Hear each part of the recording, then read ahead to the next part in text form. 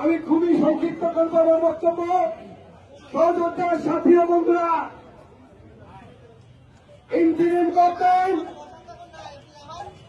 হাইকোর্টের রায় নির্বাচন কমিশনের প্রজ্ঞাপন জারি করার পরেও জনতার মেয়র ইশফাকের শপথ পালন নিয়ে টালবাহানা করছে। অবিলম্বে মেয়র ইশফাকের শপথ করাতে হবে। ডিসেম্বরের ভিতরে নির্বাচন দিতে হবে। অন্যথায় আন্দোলন কিভাবে করতে হয় আমরা দেশের জনাব তারেক রহমানের নেতৃত্বে আমরা জানি। আমরা ইসলামের নেতৃত্বে জানি।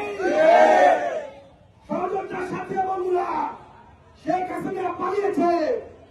আমাদের গণতন্ত্র পুনরুদ্ধার ভোটের অধিকার না পাওয়া পর্যন্ত আমরা রাজপথ ছাড়ব না। এর পর্যায়ে আপনার সামনে বক্তব্য রাখবেন যশোর জেলা স্বেচ্ছাসেবক দলের বিপ্লবী আহ্বায়ক মোস্তফা আলী ফয়সাল।